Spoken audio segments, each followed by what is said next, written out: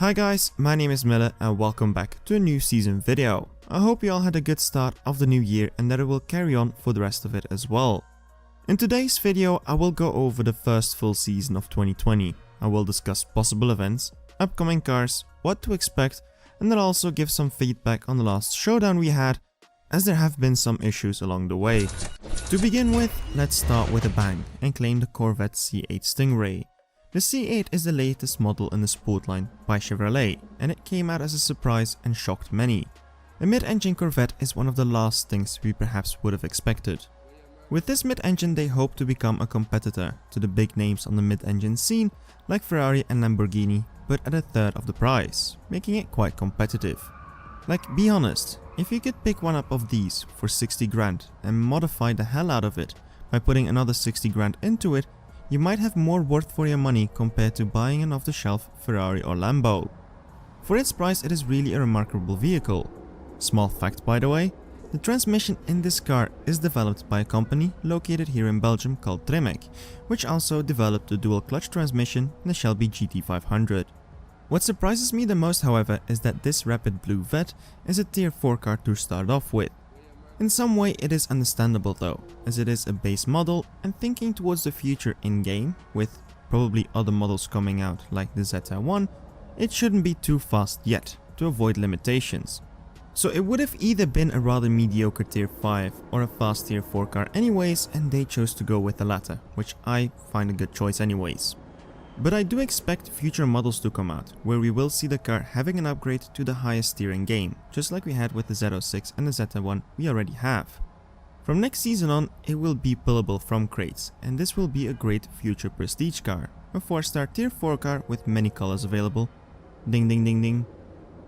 Onto the car for this season, the Vool 05RR, a car I actually forgot the existence of. The 05 is Mexico's newest road legal track toy.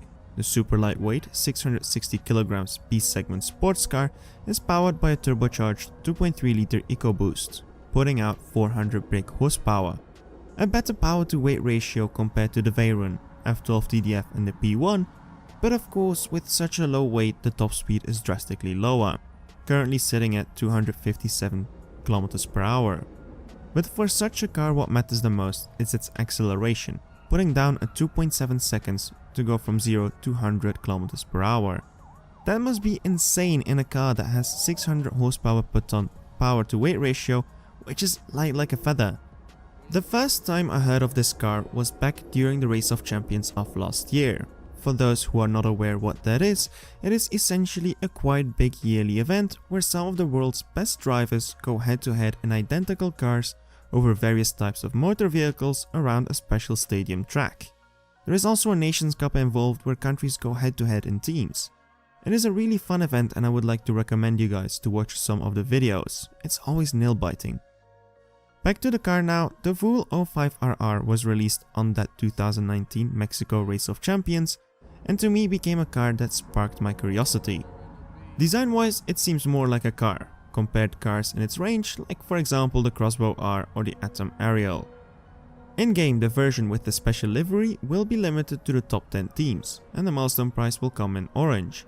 It is a tier 5 car, but is it in terms of performance as fast or faster compared to the same class cars like the Crossbow R or the Donkervoort? Well, the dyno so far seems to put it in the middle, putting down an 8.4, but of course it depends on the runs before we can judge if it's a good car. For the Prestige Cup you will have to use this tier 5 car, the Ferrari Portofino. The season price car of season 52, meaning it has been collecting dust in my garage since June 28, 2018. Joking aside, the Portofino is not too bad. Yes, it will cost money to upgrade as it's a tier 5, but it is a car that had to be dragged from under the dust at some point. The Ferrari Portofino is sometimes a model that is referred to as the new California due to its similarities of concept. However, it is a high-end luxury car that is by no means a baby Ferrari. The engine, a 3.9 liter V8, is the same one you can find in a GT4 Lusso, which is slightly down-tuned, providing more of a balance between luxury and sports car feel. Design-wise, it definitely looks more pleasing than the California, but it does not sense the same level of refinement we see with other Ferrari models. It really looks more like a car you would drive to the beach, rather than a car you will try to tear up the track with, but is it worth the 200,000 price tag? Well, that is up to you to decide. The Portofino in-game has always been a rather forgotten Ferrari, perhaps due to its slightly lower performance, running in 8.592 maxed out, being ahead of the F12 but down on the GTC for Lusso, which does make sense in some way. But what this car does peak in-game is its animation for opening and closing the roof. The fully automated hardtop can be lifted through a great animation, which probably took hours to create for someone that sadly not many take the time to appreciate. In case you don't have the car yet, the drop rate starts tomorrow on the silver crates. Good luck to everyone. On to the events, and I'm expecting 2 this season. Well, 3 as the second one will carry 2 at the same time, but yeah, later more on that. And first, the most obvious one, the one which started today already, the final solo event for the Best of British, with the main event starting tomorrow. The final one being for the TVR Sagaris. More info on TVR and the car itself will come in the Season Max Tunes video. For those wondering, real shortly, the TVR Sagaris is a great looking Tier 4 car that can already be bought in a dealer for the standard Tier 4 price. The car comes in a quite special chameleon paint job and has some nice design features, such as the bump on top of the driver's seat so you could sit in the car while wearing a racing helmet, as well as the quite unordinary exhaust placement, but my favorite feature by far is the yellow British style license plate. You will use this car alongside the either already owned Lotus Exige Sport 350 Roadster, or the one you bought for gold, or the one you can win now in the prologue. Just know that the one given to you in the prologue again shows as a 1 star, but has the performance equal to one that you buy for gold, being a 0 star with less fusion slots. The right one with the stars can only be won by pulling it through crates. The Sagaris is the final solo car for the Best of British and the 5th car that you will most likely have to use in the finale to get a shot at the McLaren Speedtail. There is no information yet on the finale in this update, but if it does come within the update, I expect it to be within 3 to 4 weeks. The other event will be a big one, the Bugatti Saint-Denis finale to win the Chiron Supersport, which will become the fastest car in CSR 2. The reason I expect the finale to start already this season can be seen from the countdown. The countdown now states at 23 days on various cars in the Showdown until the end of the EB110 crates. Notice how the timers carries no green banner, making them not countdowns to a start of the event, but till the end of it. A finale mostly takes 12 to 14 days, leaving us with 9 to 10 days, meaning the finale will launch this season by the end of next week or by the start of the one after. If we look what we can expect from this finale, there will be 6 lock-ins. For the first one you can either pick the EB110 or the special device-bound Vitesse, meaning the Jean or the Torre Bugatti depending on the platform you're on. This should be quite a doable lock-in because it is free to get.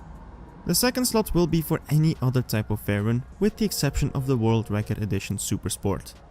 Third slot then would be for any type of Chiron, with the exception of the launch spec. You see the pattern, both milestone cars not mentioned yet. The fourth slot will be for any Devo, assuming the Devo will become for sale at some point, and the fifth slot will be for the Voiture Noire, where you don't have any choice other than this one. The final slot mentions the 110 MS, probably referring to the milestone, the 42-second Chiron, the Vitesse World Record Car Edition, and the Chiron Sport, referring to the blue one, which will be for sale.